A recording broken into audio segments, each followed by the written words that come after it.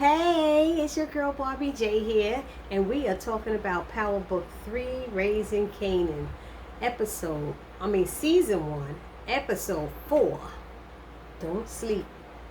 Don't sleep on a person, because when you sleep, you get robbed, you get taken, you get beat, you get all kind of stuff happen when you sleep. And so before we get started, shout out to everybody, all my subscribers. Shout out to you guys. Shout out to everybody in the comment section who've been holding my channel down. Yes. And if you have not subscribed to Barbie J's channel as of yet, can you do me a favor and hit that little subscribe button right now? Please hit it. Subscribe right now. And that's what I need you to do. And if you want to be notified every time Barbie J uploads a new video, hit the little notification bell as well. So I need you to like, comment, share, and subscribe. Like, comment, share, and subscribe. That's what Barbie J needs you to do. Shout out. Thank you all. Anyway, let's get right into the show. Okay, so it starts off with him telling, I guess we all know it's Kanan who's telling this story. And he's telling this story about this guy, Trash G, and Unique. How they grew up together on the same floor, in the same building and everything. And I guess they were like brothers. But the guy, Trash G, was turning into a crackhead. He was up there using the product instead of selling the product. And because him and Unique were so tight and like brothers, he based that on the fact that he thought he would never get in trouble and get caught by him. And Unique had his boys, they caught him and they had him sitting there beating him up and stuff. And he had the pliers. He told him, pull on his ear so he hear what I'm saying. They had the pliers twisting him. He had blood all over him. It was crazy and stuff. And he's like, Unique told him, yo, you my motherfucking heart. You my mother effing heart. Yo, dude, like, how you gonna do this to me? How you gonna do this to me? And long story short, the guy was like, I love Unique. And Unique turned around and was like, pow! I love you too, my nigga. I love you too. I was like, damn! Now, maybe, I don't know if this is what Kanan was gotten into Kanan's head to not have a problem with killing his relatives. But this wasn't even Unique's relative. It was someone he grew up with. So, but it looked like it hurt Unique to do that. I'm gonna be honest with that. If y'all didn't see it, that's what I saw. It looked like Unique was hurt to have to do that, but it did it. Anyway, what else? So then it started showing. The next scene was like Kanan cooking dinner, and he hears his mother come in, and he's all excited about him cooking for her. Come to find out, he cooks for her every Tuesday, I think it is, or whatever. And so Raquel came in with Symphony, and Unique was like, Lord Ham and Kanan was like, he was pissed. And he said, oh shoot, y'all ate already. He could tell they ate already. And she's like, nah, we didn't. We hungry. And they all sat down to eat the spaghetti and stuff he made. And Symphony was like, I'll set the table and I'll do this. And Symphony was more he was understanding. And I understand how Kanan was feeling. Because with all Symphony was saying and doing, Symphony was like, yo, it'll never happen again. I didn't know. But like he looked at him and said, she knew.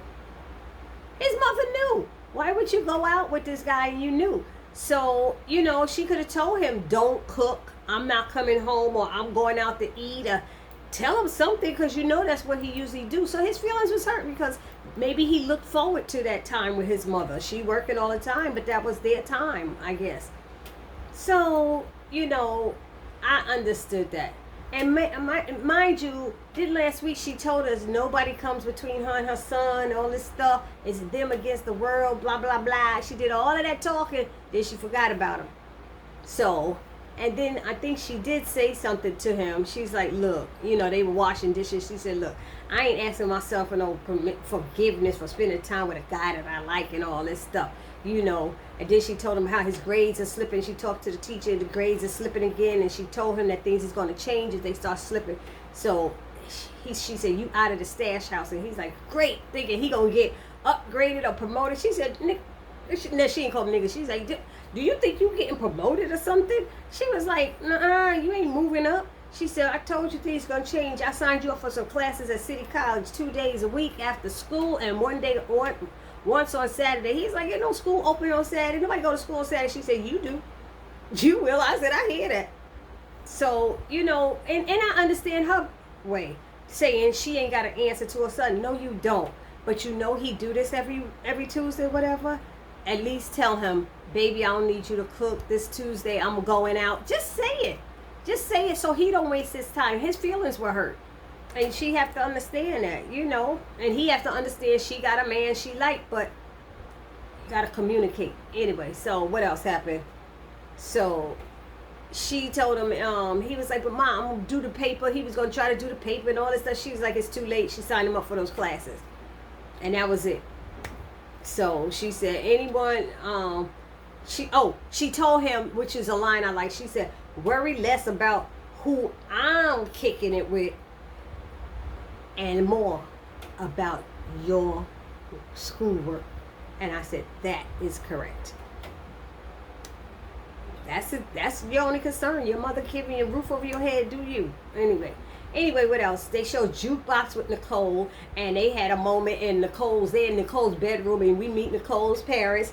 Hey, you sound great, because they see them on TV. Hey, you're on TV singing. That's wonderful. Oh, Laverne, you have a wonderful voice.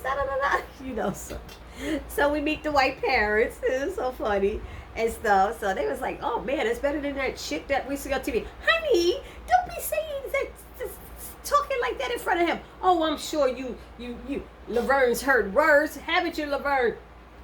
Yeah, you sure that, or something like that. She said to him, and he's like, see, hon, see. She said, yes, but our guests should not hear you talk that way. I was like, don't have them do that white parent talking stuff, So I was cracking up. But it's funny, they said, oh, look at all in the TV, and it was a VHS video. I was like, okay. But they agree, everybody agree, Laverne is wonderful. It switches over to Marvin and Tony, and he having sex with her, and I knew he was going to get that. I knew he was going to tap that. Nobody couldn't tell me.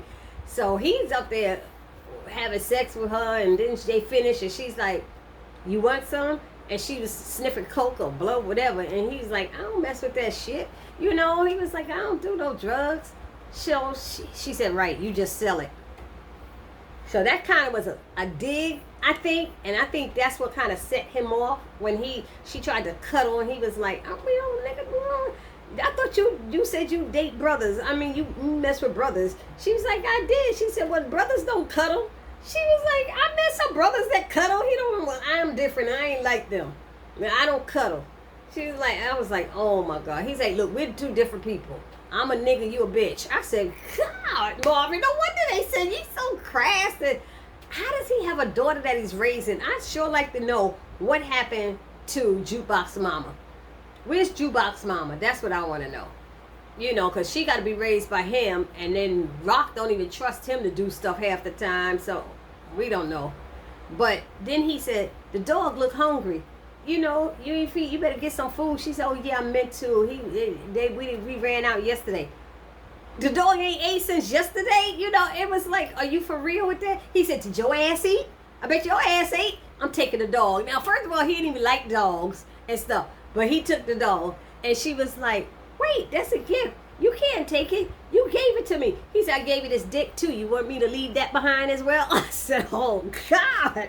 I was like, oh my God, Marvin. It was like, ooh. I was sitting there cracking up. Talking about, I gave this dick. You want me to leave that behind too? I said, okay. Anyway, what else? I thought that was funny, but Marvin is just, I don't know. He's a different type of human being. I can tell you that much. So, Unique wants his crew to stretch the drugs they got. Because the cops raided them last week, they got everything. They don't have nothing to sell. He telling them to stretch the bit of drugs they have. They said, we already stretched it. We're stretching some damn more, he's telling them. And he told them, he said, I don't tell the cops nothing. I don't trust them. I don't trust them just like I don't trust none of y'all. Any one of y'all can be like trash. He said, basically, I guess he's saying, I could kill all of y'all like trash. I don't know. It sounded like he was saying that. But he definitely said he don't trust none of you niggas, and he don't trust no cops either. So I was like, okay, he made that clear. But how do you say that? I know you're in charge, but can't any one of them just go up there and pop a cap in his behind his back when he don't think about it. I'm just saying, can't they get upset and gang together and just, off him? I'm just saying. It's anyway. Who else? Marvin and Tony. Oh no. What is it? Raquel. No, Famous is in the studio. That's what's up next. He's in the studio and he's rapping, and I'm like, what the hell is he saying? But the only line I heard is he said the streets need a body, and I sitting there going, that's what Unique told Raquel that day they were walking in the cemetery. That's why D Wiz got, so then Crown, what's his name, Camacho Crown, whatever, he said, yo, that last line was hot, the streets need a body, but the rest of that shit is corny. He said, you need to work on that. I said, damn. And his sister was looking like her feelings was hurt and stuff. And she said, he was on the radio before and all this. I was like, girl, shut up. She was working it. I said, she looked like she would sleep with Crown to get her something for her brother. And then she's up there all up in his face and she's happy that he's helping her brother. And he, it seemed like he's pushing towards her, but she's I see she pushing for her brother, and I understand that. But Crown mentioned the showcase that's starting. A showcase is starting, and he wants to put her brother in it, Famous in it, but he has to work on his lyrics and all of that stuff, and we're gonna have to work closely together. And I'm like, is he saying him and her, or him and Famous got to work closely together? But whatever it was, what happened? She gets up and she hugs him, and who's peeping through the door but Lulu? And Lulu saw that shit, and so he opened the door, and she's like, she had this guilty look on her, hey baby, and stuff, and he's looking at her, and he looking at Crown, and he throws Crown the drugs or whatever, Remember, Crown calls Lulu the ice cream man, And so he said, can I speak to you outside? And then they go outside to talk and stuff. And he's like, what you doing in there? And she's like, I'm working, And she had to remind him. She's like, look. He's like, what was all that shit you said about, that you were talking about my music and stuff? She said, yeah, but you got to do that on your own. That ain't up to me. She said, just the way you said your sister put you on and helped you out, your big sister put you on and helped you out. That's what I'm trying to do for my brother, my little brother. So, and that made a point, which helped him understand it better. So she was like, look, I meant what I said. You got it. You got what it takes, and you could do it, but you got to do it for yourself. She said, I can't wait around for you to do it. She said, I can't. And I understood that. And was it her or him who said, she said, we're on 2 different time frame clocks or something like that. And I'm trying to move a little bit faster than you are, But you could do whatever you want. And she made sure, and she kissed him and said, I got to get back in there. And then he grabbed her back. I said, uh-oh. And then he kissed her on the lips. And then I said, okay. He understood, and I appreciate that. Then they show Rock and Lulu and Marvin in the bodega. I like this part because that bodega owner, if y'all saw, the wife was snickering when Rock was getting him straight because he don't like answering to women. So she's up there snickering. She's snickering because he's sitting there going, she giving him instructions. Marvin's going to do this, and he going to come back, and he's going to be in charge, and da-da-da-da-da-da. He said, well, how much money and drugs you going to have in here? She said, don't worry. Lulu said, don't you worry about that. We'll let you know when it's time. We'll let you know what you need to know. Boof. And he said, no, but this is my place of business, and I deserve to know, or something like that, he said. And Rock took that envelope full of money and slapped it on his chest and said, this is my place of business, Poppy. And don't you tell me what to do again, okay? So I don't answer to you. And then he was like, huh, and his wife was like, she was trying not to laugh, but that smirk on her face, I was cracking up. And she said, Marvin will be back later to see you tonight. And stay the fuck out of it. No, she said, stay out of his fucking way. And I was like, okay. So I even like that. I don't like women doing all that cursing, but I enjoyed that part because I don't like abusive men. Bottom line. I don't like bossy and abusive. All right? When we get married, we a team. Anyway, So they show Kanan and Davina, and they chatting about their moms and stuff, and how his moms came home with the Dude Symphony, and she's saying, I wish at least my mom would sign me up for a class, and I don't even know where my mom is, and I'm about to take care of my little sister and all this stuff. And so he kissed her goodbye, and Unique was following him. So was Unique tailing Kanan, or was he tailing Davina? But he saw them kiss, so he must know that they were seeing each other, something like that. And so when he gets out the car and trying to holler at Davina and saying, I can look out for your moms and help out, but I need you to show me a little love back. And I was like, I thought he wanted her to have sex with him. That's what was in my head, because she was like, okay, all right, like she wants to help her mother, but you can't help a drug addict. You can't help a drug addict unless they want to help themselves. So whatever you think you doing for her, it ain't gonna work. But that's her doing. Like she said, she wish her mom cared about her the way Kaden's mom feel about him. So I understood that. So he wanted love back, and she said, okay, but make sure Kanan doesn't get hurt. He's like, bet. So she tells him about this house that she be seeing Kanan at all the time. Knew that shit was gonna come back on him. Knew that was gonna come back on him. Thinking she wasn't gonna say nothing, and I'm shocked because her look knew she was doing something wrong and shouldn't be telling that, but she told anyway. So that was that part. They got Famous in them and Karen, Famous, Kanan, and Jukebox are in the game room or video arcade, whatever it was, and they're playing the game, and he's telling her all this stuff that's going down, and how Crown Camacho's trying to help him, and he's going to be in front of all these executives at the showcase and all this stuff, and da-da-da-da. And then she just gets mad. Jukebox just says, and looks at him and walks away, even though he was saying, I'm going to try to put you down and see if you could get in there too, so you could do singing. She walks out, and he's like, yo, what was that, Kanan? What was that? And he said, she been trying all this time to get a foot in that door and stuff, and your corny ass with no talent come in there and get it. I was like, damn, did you tell me he had no talent? Because that's what I swear I heard. I don't know. Y'all let me know down in the comment section, but I swear that's what I heard him call him, basically. It's like you know, she has talent. Jukebox got talent, and she ain't getting the foot in. She saving up pension and pennies and money so she could get into the studio, you know. But, you know, that was that. So Jukebox gets upset, and she goes out and calls somebody on the phone. I guess it was those people who they be stealing with, and she got mad. Fuck y'all, fuck all y'all. You know, she got mad and hung up on the phone. I guess they didn't want to do it, so she went on her own to do it. And she ran to steal one of those jackets on her own.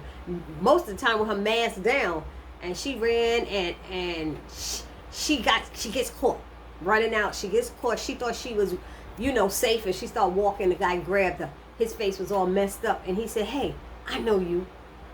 He said, I know you. And he looked at her, because that's the one she saved when that other guy was beating the crap out of him and probably could have killed him, but she wouldn't let him do that. And I remember I said her mask was down, and he gonna recognize her face, and I knew that was gonna come back. I'm telling you, everything I was saying was gonna come back. I said, it's gonna come back.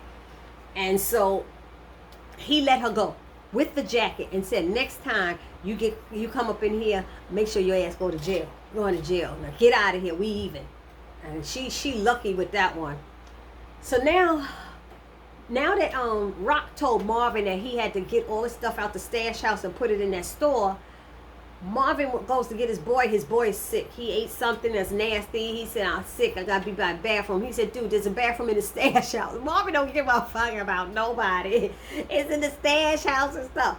So he can't go. He said, I'm sick. I'm running out my behind, you know. So he's like, fine. And he goes and finds Kanan, gets Kanan to go there with him, even though Kanan said it's off limits. My mom's going to kill me. I can't go. He's like, look, it'll be quick. She won't even know about it. They go there to go do the stuff what he has to do, and they're moving the money. The money is a mess. See, if they had everything organized and it was that guy sat up in there playing video games and stuff with Kanan, when that money wasn't counted, it wasn't organized, and that's why Rock doesn't like leaving Marvin in charge of nothing, as you see.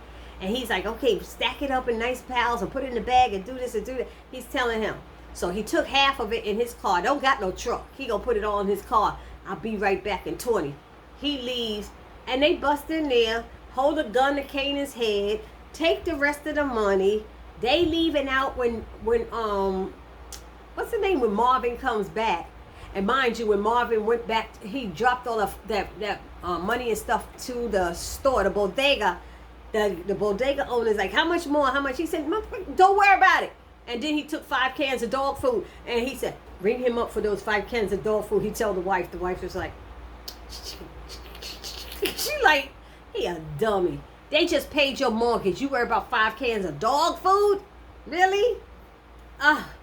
So she told him not to get in the way. So he better watch himself. They might put a cap in him and let his wife run the store because they see who he is. I'm just saying. I'm not hoping that or wishing that. I'm just saying, hey. Don't shoot me. Shoot my thoughts. Anyway, what happened after that? Marvin comes back, sees them taking the boxes, gets mad, and he made too much noise on that car, screeching down that street, ran. I would have ran into the back of them too. He ran into the back of that van and stuff. He should have had that gun out the window shooting their asses. Pop, pop, pop, pop. Instead of trying to shoot through the windshield. And that guy jumped into the car just in time, the van and stuff. But they got away with the rest of that money. And he's mad, and he goes in there in the house, and he sees the last guy with the gun to Kanan's head. And the guy said, look, I'm going to walk out of here, and I'm going to put a cap in his head. You know whose son that is? Yeah, I know whose son it is. Pow! He shot him. Good God. Kanan was like, oh, Kanan couldn't believe it. The guy fell on him, laid on him, and he got him off of him, and they saw the face and said, that's one of the unique boys. Pop! And put another bullet on him. Blood splattered all over Kanan. Kanan was like, and turned over and threw up all over the place. But I'm telling you, this is what building him up, giving him heart. He done seen it, felt it, been through it. You know what I mean? So, what else? I think that was it. Is that it? I'm forgetting something.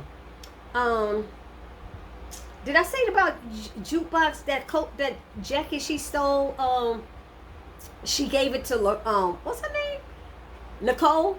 She gave it to Nicole as a gift, and she gave it to Nicole as a gift, and Nicole was like, she didn't see what was so great about it, and Jukebox was trying to break it down, the history about black people and white people and what they deserve, and Ralph Lauren, whose real name is Ralph Loritsky or something like that, and he didn't have money either, but this and that, and she broke it down or whatever.